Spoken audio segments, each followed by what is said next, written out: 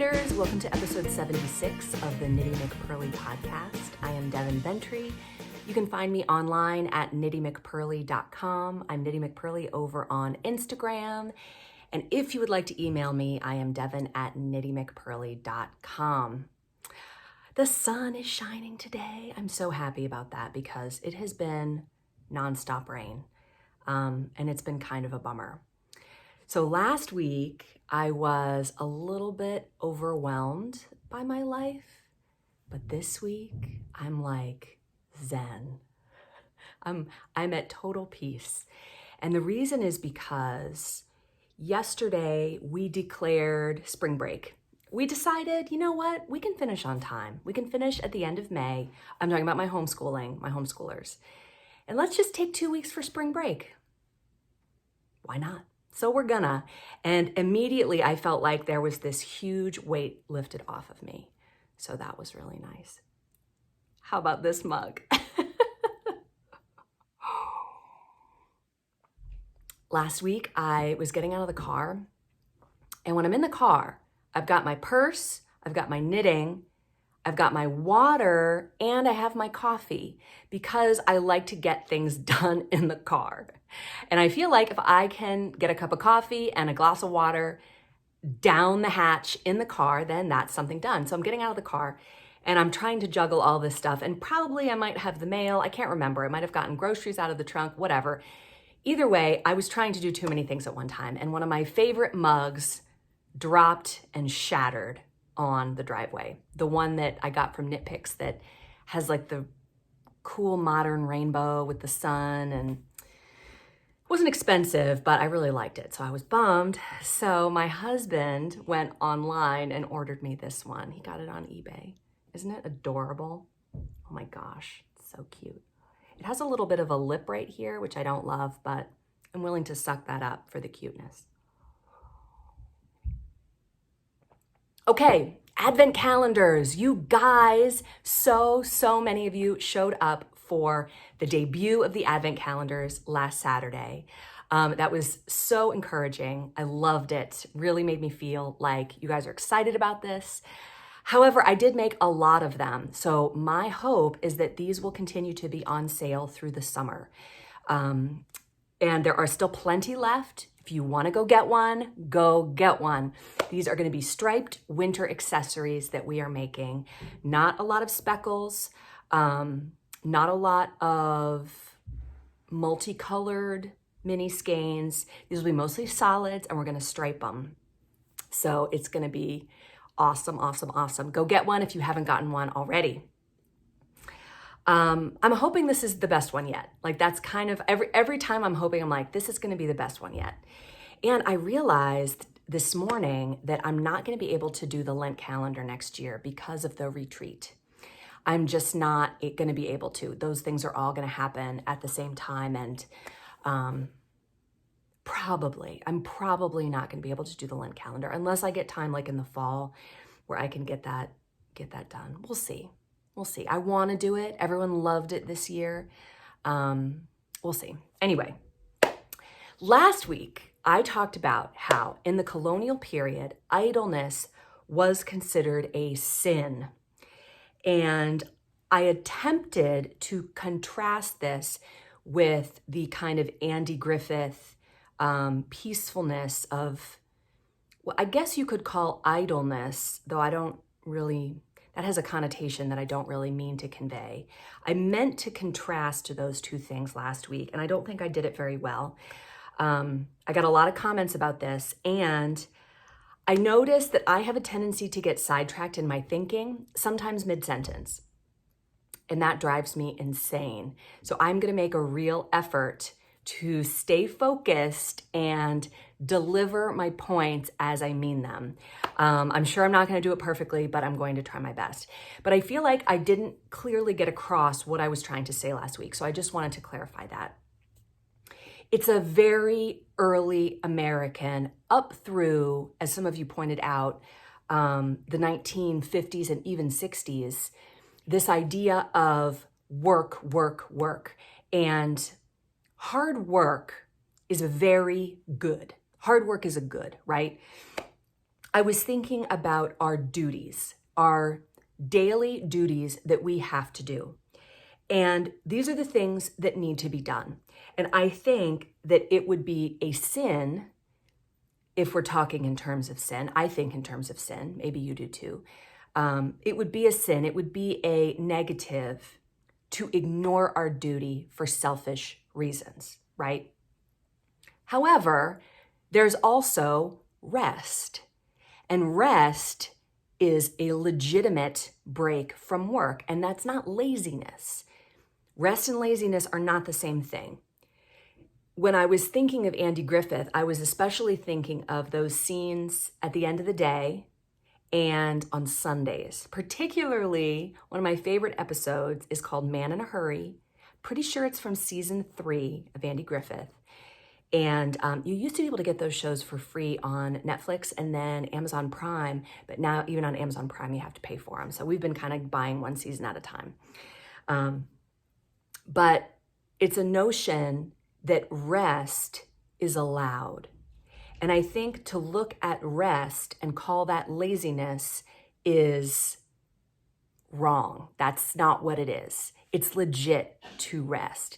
In our house, this is a relatively new thing, and I have not always been great at resting on Sundays. In fact, for most of my life, I've been pretty bad at it. But I have been trying to cultivate a culture of Sunday rest in our house. And we typically do movies. Like I said before, we'll sit on the couch and we will watch movies and just chill. And we don't clean. We don't grocery shop. I mean, we might pick up donuts after Mass, but we don't do the kind of run-of-the-mill, boring, like we might shop for fun or for pleasure. No judgment to people who have to work on Sunday. That's not the same thing.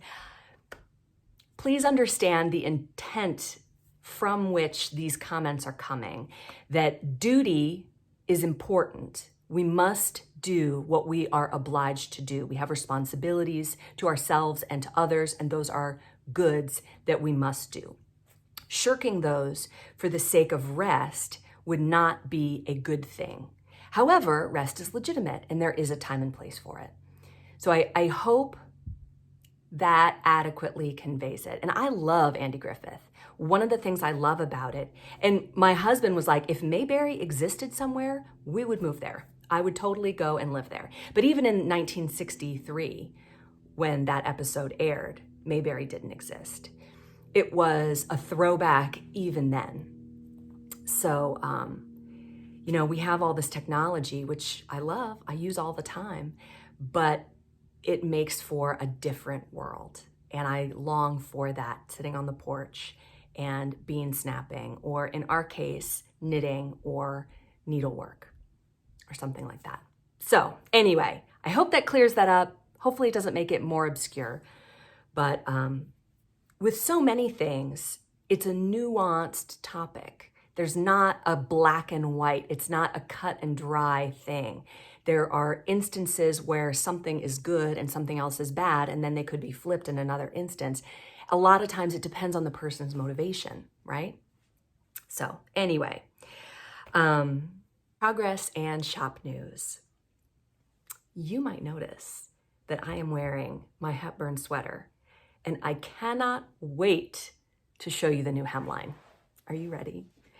I liked it before, and the things that I liked about it, I still like about it, but look. I'm gonna turn around so you can see the back. Look at that hemline. I felt before there was a split hem, and it came up to I felt like I was exposed on the side, and I didn't like that. This is a comfy sweater. I love the ease that it has and the wide. It's just so comfy. Now this time, you can see that I blocked it a little bit better. This time when I blocked it, I used a spray bottle. And I just laid it out flat with a fan on it. Now, I showed you last time where I knit the bottom half, part of it, with yarn that had already been knit before. And somebody in the comments made a good comment saying, that's how you knit a sock out of a sock blank. It's janky. So that's totally true. But the difference there is you're knitting the whole sock out of the sock blank. Here, I went from, kind of fresh yarn, as they say, to a yarn that had been knit before. I don't really notice. Do you? Can you see in the back maybe? See what you think. I blocked it fairly thoroughly, but again, I did not submerge it. I did give the sleeves a little bit of a tug because I do have excessively long arms, but I am in love with it. I absolutely love it. This is an example of a sweater that has taken many stops and starts. I have gone in several directions and then been like, no, that's not right. And I feel like what I landed on is my favorite sweater ever. And I would love to make the crew neck version too, because I love a turtleneck, but for example, today it's gonna be a little bit warm for one, but it would not be too warm for this sweater in a crew neck because it is a fingering weight sweater. It's very light. But how cool would it be to make one with a crew neck and even a 3/4 sleeve to just do a little bit of a rib here? That would be like a perfect spring top. So anyway, the math is done for this sweater, and the math is really the biggest thing because I have to do the math for 8 sizes and you have to grade all of the parts, it all has to fit. Can't just fit in one spot, it's gotta fit everywhere. So that is done. I'm working on writing the pattern. I'm still adjusting to my iPad. I switched from a laptop to an iPad. And so I'm using basically the app form of Microsoft Office. And it just takes some getting used to. I figured out Excel. That was a little bit of a learning curve, but I figured that out / Googled everything I needed to know. But I still am working on pattern templates, ones that I used to have on the laptop. I just need to figure out kind of how to do that on the iPad. So anyway, this one will be headed to the tech editor soon, and the test knit starts for this, I think, May 1st, but it might be a little sooner than that. We'll see. My retro 90s socks, these socks are going to go out to testers hopefully today. They are due with the testers on Monday, but my tech editor was super quick. She got back to me right away, and it was great. It was almost perfect. So, and she's a nitpicker too. So whenever she says it's good, I always feel like, yes. Anyway, this is going to be a free pattern. If you want this yarn, whether you are a tester or not, you can go pick it up in my shop. I have a small number of kits, not a huge number, but you can go get the yarn for this in my shop. But if you want, you can also just make it with scraps because you only need 50 grams of this color, 50 grams of this color, and 25 grams of each of these 2 colors to make both socks. So you don't need to buy new yarn. You can just dig in your DK weight scraps if you want to knit this free sock pattern, which will be out. I gotta check, I'm not exactly sure when the test knit ends, but I wanna say early May. So, DK socks in May, it'll be something that will work up really quickly now that you might appreciate more later. Or I know when I lived in Ohio, it didn't really get cold, it didn't really get warm there until May. Here it's more like April in Virginia, but it depends on where you live. So speaking of where you live, I am designing a new sweater. Sometimes a sweater design takes forever, like this one, partly because it is a fingering weight sweater and it took forever to knit, partly because I tried this, didn't like it, tried this, didn't like it, tried this, didn't like it. And some things are just like pulling teeth to get them out of the ether and into the sweater. So that happens. And then there are sweaters like my Audrey sweater. I'll put up a picture right here. Many of you have knit this sweater. I designed, knit, did the math, and wrote the pattern for this sweater in 4 days. Which brings me to my latest design. This one is flowing out of my head. It's not gonna be 4 days because I just don't have enough time in the next 4 days to get that done, but it will be pretty quick. This is going to be the Everywhere sweater. because it will not be free like the Everywhere hat. I'm sorry, a sweater is a bit more work. But it is a sweater that I have seen everywhere, and I'm going to talk about that in my topic of the week. But my version is going to be a bulky held double with a mohair. And this is my Berlin bulky and my Munich mohair, both German, not in origin, they're not from Germany, but in name. And this is the dusk colorway. And I call this black, like this is black for me, but it's not really black. It's really more of a dark gray. And these are exactly the same color, but you can see the difference between the way the Berlin bulky and the mohair takes the dye. It's just a little bit different. So this is going to be an all over ribbed sweater, and I have held these double. It looks so much lighter. It really does look gray and not black. I think it's partly the mohair because the mohair is lighter, but there's also a lot of light in here. In real life, it looks darker than it does. This is just picking up a lot of the light colors. So I'm going to show you some of my inspiration sweaters that I used in coming up with this design. But this one's going to be quick, and it knits up so fast. I started it. When did I start this? Yesterday? I think I started this yesterday. So it goes so fast, bulky, and I'm using size 10 needles, so it goes really quick. It is really, really nice. This is an all over twisted rib sweater, and it's going to be very warm. So if you're from Florida or Southern California, it might be a little too warm for you, but if you're from a colder state or from Canada, you might really appreciate a warm sweater like this.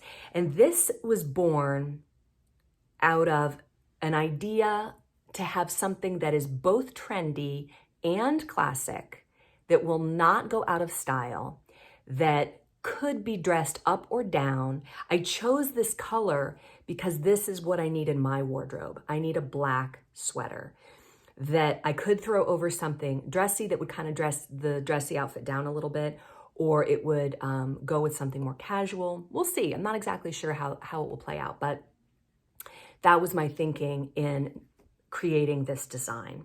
The fit is going to be very, very generous with between 10 and 12 inches of ease. I haven't decided how many sizes I'm going to do. I typically do 8 sizes, like for this sweater, and almost all of my sweaters come in 8 sizes. I've had people ask me recently, they must be people who've not knit my patterns before, but they ask me if they, what sizes I do. And I typically work from a 30-inch bust to a 60-inch bust.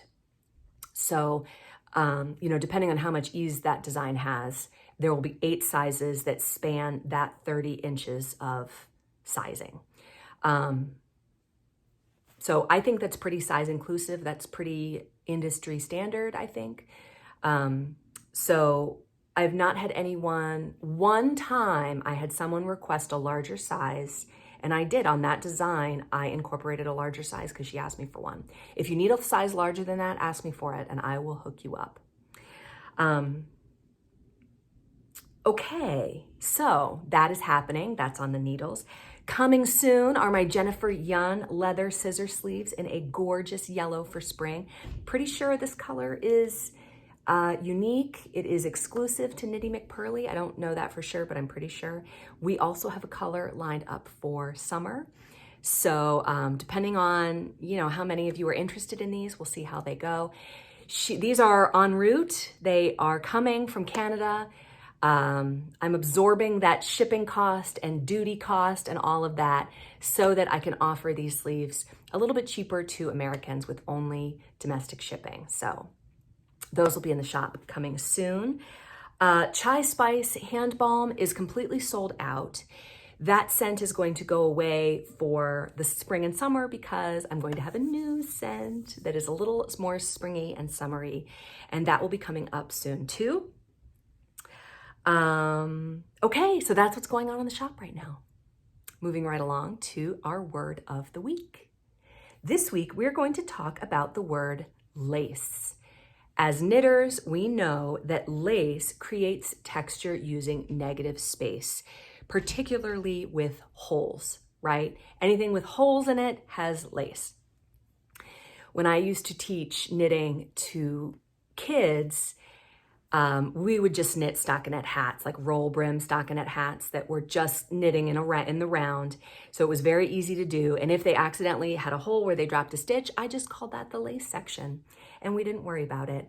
So, that's what basically lace is. It means holes. Lace, as a word, appeared in English in the 14th century. It comes from the Latin lacium, L-A-C-I-U-M, meaning a net, noose, or snare. So you can kind of picture a noose and how that would be used in a trap snaring an animal, that it would pull tight on the animal to catch it. So that you could see how those things could have the same word and that they make a hole, right? The word lasso also comes from this root. So to lace something like a bodice or a sneaker comes from this idea too, to draw something closed, such as in a snare. Now, by the time of Henry VIII, lace was an ornamental braiding, like a rope, right? So at this point, they're focusing more on the rope aspect of the lace. Last week, our movie on Sunday was A Man for All Seasons. If you have not seen that movie, you need to turn this podcast off right now and go watch it. You can rent it or buy it on Amazon Prime, but it is one of my all-time favorite movies. It is filled with amazing one-liners. We also watched National Velvet. We were going to have an Elizabeth Taylor Day where we watched National Velvet and then Cleopatra. But once you get into those movies from the 60s, I noticed this with Breakfast at Tiffany's too, they become not child appropriate. So we kind of had to turn off Cleopatra and we went for A Man for All Seasons, which I believe is also 1963, might even be 1964. This was like the cleaner version of movies at that time. I think it won Best Picture. Is that true? I'm pretty sure it did. It's an amazing movie. It has Henry VIII, obviously. Anyway, not obviously, I guess, if you don't know the story. It's about St. Thomas More and Henry VIII and what all went down with the two of those guys. But the costumes are great. The acting is amazing. The writing is fabulous. Just everything about this movie is so, so good. Also, during this time, in the Tudor court, came about cut work embroidery, which is where holes were cut in fabric to create a lace. And the way that they kept that from unraveling is by using embroidery around those edges. So that's how that started being called lace. Now, what they did later was to make it even more delicate, they took the fabric element of it out entirely and just left the embroidery. So in the 1700s, so that's kind of the evolution of the word lace, meaning holes in a fabric. In the 1700s, it came to mean a dash of liquor in a beverage, particularly coffee. Like you would say, this coffee is laced with vodka or whatever. And you could kind of imagine the coffee being the backdrop and the lace being the alcohol, where there's just not that much of it, which I just thought that was kind of a cool tie-in, a cool way to tie that word in. Lace can also be used as a verb, to lace, which comes from the Latin verb laciare, L-A-C-I-A-R-E, similar to lacium, meaning laciare means to ensnare. It all goes together, people. It all goes together. So this went from the Latin to the French to the English, and we find it in print in the 14th century, which is the 1300s. So there is our word of the week. Now, this week's topic has nothing to do with the word of the week. I went totally separate for this, and I want to talk about trends. Trends in fashion, particularly trends in sweaters. So when I am designing sweaters, and probably a lot of other designers, I like to go with something that is both a trend and a basic. For example, this sweater, it is going to be a basic, but it's also slightly trendy. So it's something that's very on fashion for right now, but that you can still pull it out in 10 years and it will still, people will be like, oh, that looks good. It's a basic. So I went through Pinterest and I searched. My search was 2022 sweater trends. And I found a bunch of trends that I want to talk about. Now, when I show these pictures, please understand, these are not knitting patterns. I'm inevitably going to get that question in the comments saying, oh, what's that pattern? It's not a pattern. This is a store, machine-made, store-available sweater that I found as a picture on Pinterest. So we're going to start with some trends that are just silly and unwearable, such as this one. This is kind of like a halter top sweater. I think it's totally impractical. I don't know anyone who would wear it. This one doesn't even really seem to fit the model very well. Just no to this. You're always going to find stuff like that, stuff that's kind of runway appropriate, but that's it. No one's going to wear it off the runway. On the flip side of that, you're going to find some super frumpy trends such as this one. Now, this is not that different in overall style from the one that I am designing, in that it is a cardigan. It has kind of a front raglan shaping where it expands on both sides to make kind of a V-neck. However, this one, in my humble opinion, is extremely frumpy because it is gigantic.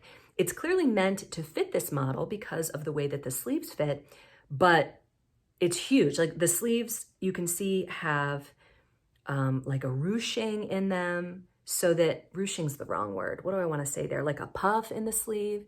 And it just makes so much volume.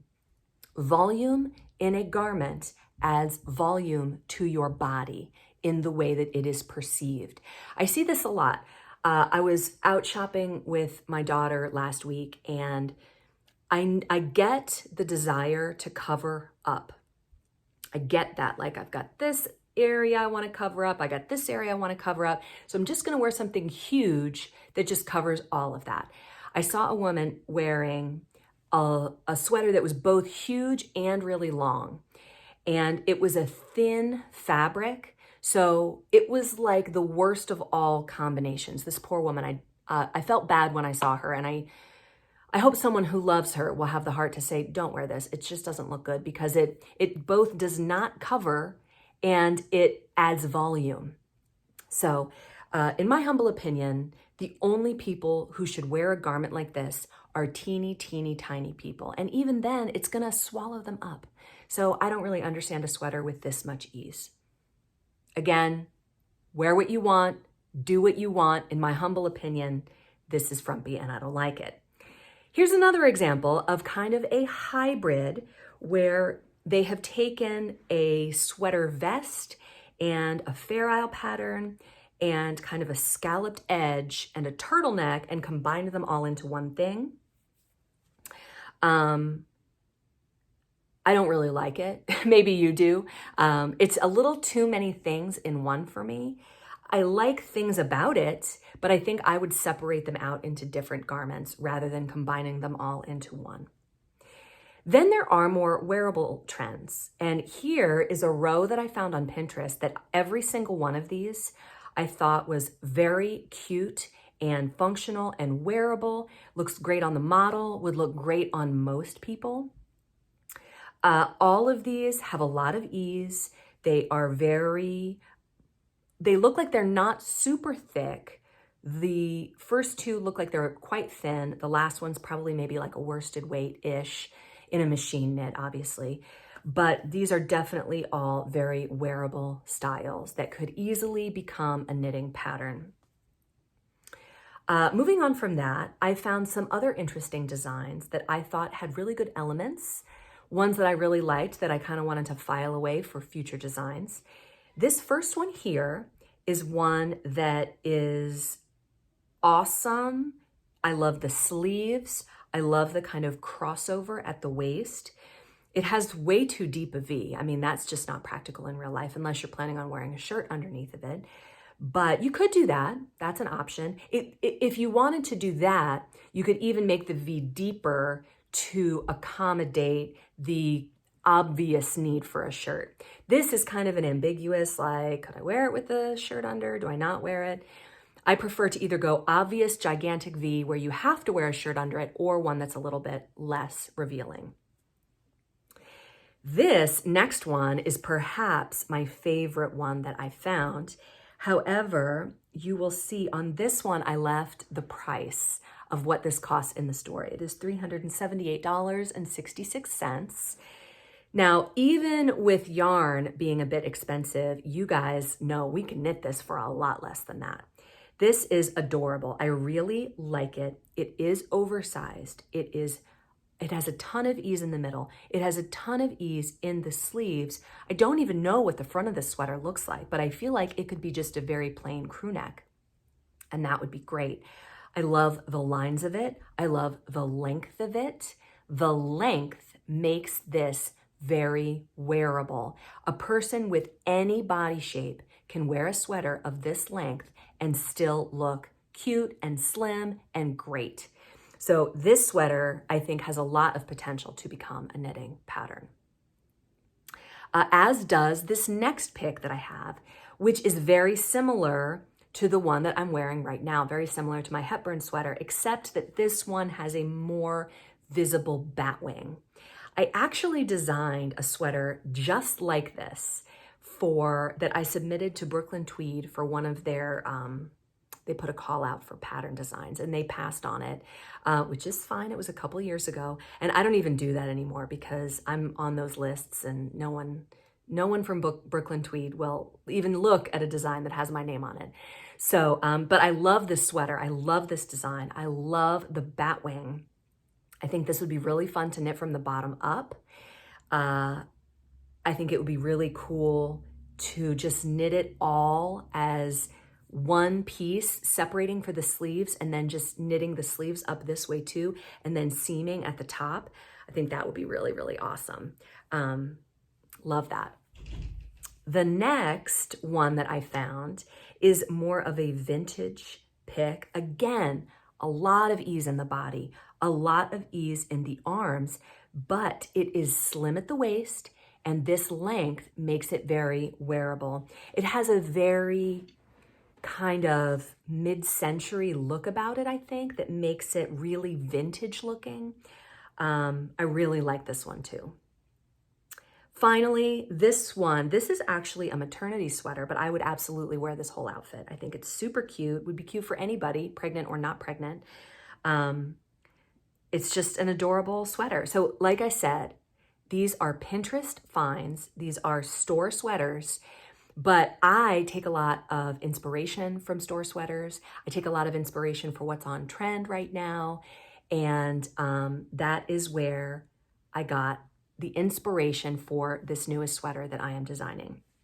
I'm gonna put up 5 pictures as I'm talking here that all are sort of like this design that I am working on. There are a few elements that my sweater will have, and that is the all over ribbing. This is very popular. It can be worked in a number of different ways. You can do it as a fisherman's rib. You can do it as brioche. You can do it as a twisted rib, which is what I have done here. You'll have to be sure to join me at the end of the podcast for the crazy bloopers. What? Okay, so anyway, these are some examples of twisted rib sweater with a V-neck, large buttons in the front, a lot of ease in the body, a lot of ease in the arms. Now, the length of the one that I am making is not cropped, not super long. It's gonna be a very kind of regular mid-length because I want it to be wearable. Like I want this to be like a total throw it on all the time sweater. You know, I have cardigans that I like as throw-on sweaters, but if they have slimmer sleeves, it's harder to put them on over absolutely anything because if you're already wearing something that has sleeves, it's just a little bit harder to fit over them. So anyway, to sum that up, I like a trend that's also a basic. It's a good way to go. It's something that you're likely to wear a lot. Trends in knitting have often mirrored what's going on in the knitting community, as have trends everywhere, it seems. We're trendsetters over here in the knitting community. But I know that Caitlin Hunter and Isabell Kraemer and others, Jen Steingass, really, I think, push the fashion industry toward Fair Isle. I think that their knitwear designs kind of push the fashion industry that way, and that's really cool. So, okay, knitting fantasies.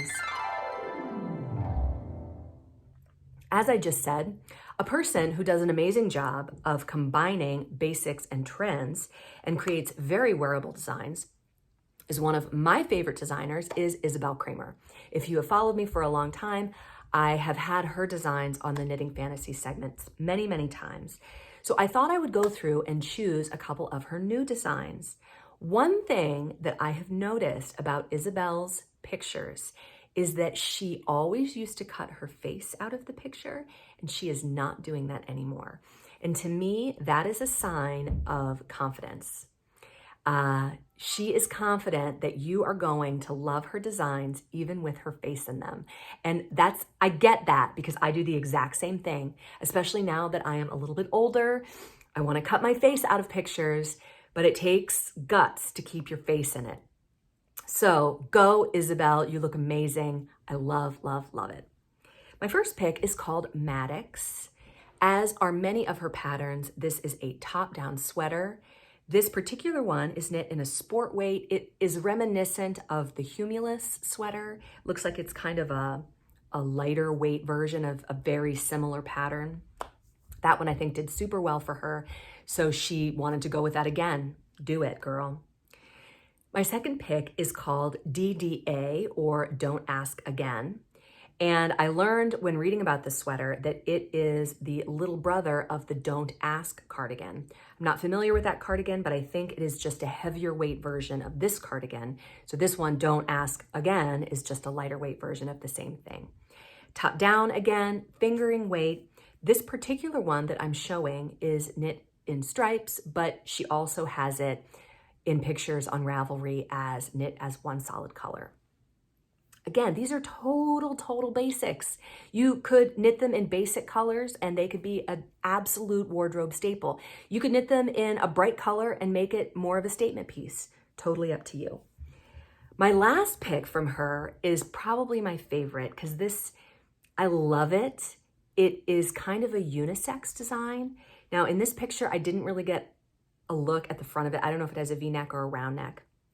This picture shows the back of it, but this is the Emsworth vest, and I love it. I love that it's slightly masculine, but also feminine at the same time with that cable pattern in the back. This is a sport weight top-down vest. She loves top-down, and I love top-down too, so I totally get it. This is something a lot of other designers would make from the bottom up, but the way she did it is the same way that I made my Molly sweater, where you start, I think she started in the back. You start and you knit a little here and you knit a little here and then you connect them. And I think on my Molly sweater, I pick up and knit down and she just knits and joins. Maybe she picks it up. I can't remember. I read about it, but that was an hour ago. So I've forgotten it by now. But I just love this. I think it is so beautiful. And like everything else, she just styles it so simply. And I just think her patterns are fabulous. I think she's probably one of the more famous German knitwear designers.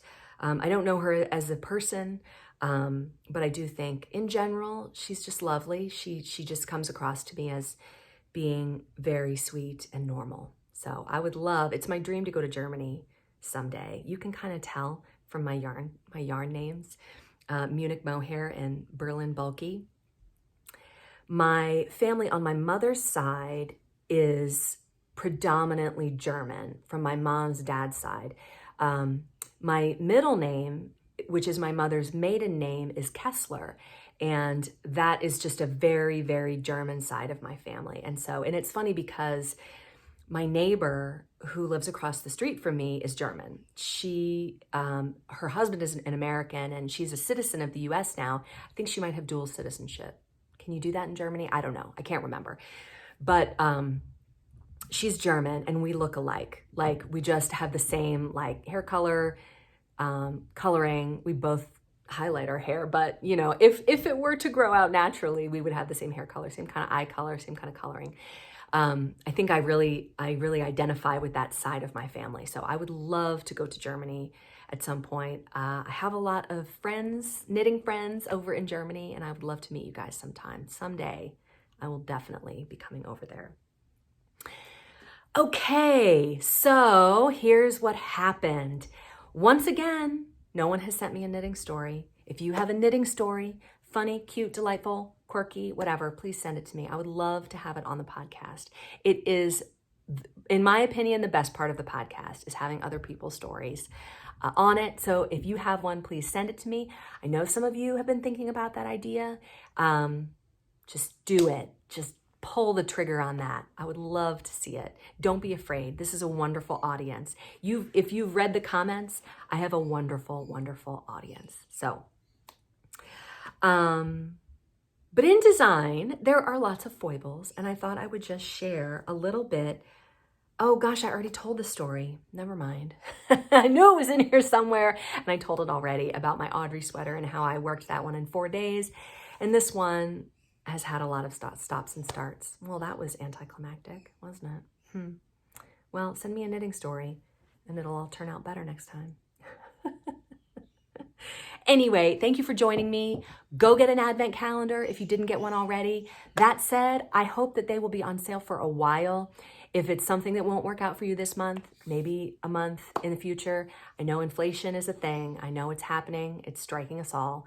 But it is something to look forward to. So I think my price point is reasonable. Sorry, there's dog toys squeaking. But there will be some bloopers coming. And anyway, these advent calendars ship in October, so go get one if you have not already. Anyway, thanks for joining me, knitters. Bye. Have a great weekend. Hold on. Hi, Charlotte. How are you? Good. Good. Oh, I hear Rocky. We're going to bloop this out in the end.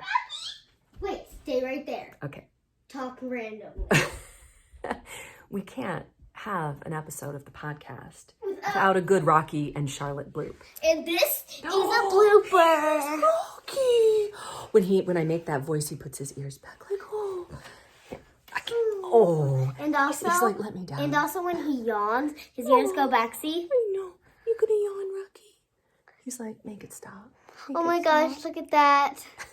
He's like, there's our shot right there. Rocky. Wait. Get my ear. Such a good boy. Okay. We'll stop torturing him. Get my ear. You can't my see ear. It. Let's let this poor dog down. Let him down. Okay. Oh, what's he doing, buddy? Oh, he's laying down. Mom, can I show them the hands? I don't think so. What? They're clean. You're wearing clean pants. I like your outfit. Thank you. What are you up to right now? You're such a weirdo. What are you up to right now? You know what? The sun is shining, and our neighbors have recently outgrown their trampoline, and they gave us that. Yeah, wait, can you point the camera that way? It's just a trampoline. It's not pretty. But anyway, why don't you take Rocky outside, because he likes to run around the yard while you jump on the trampoline. Mom, there's a square trampoline, but they're a lot more money. No, we don't have that one. We have the free one from the neighbors. Yeah, we have the one that's a circle. The triangles, the squares, the ovals, and there's different shapes of trampolines. My favorite, the one that's less money is probably the circle The free one from the neighbors. No, I'm saying that if they never had a trampoline, and nobody gave us one.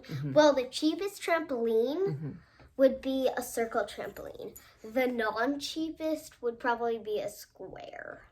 Would you like to say goodbye to the knitters?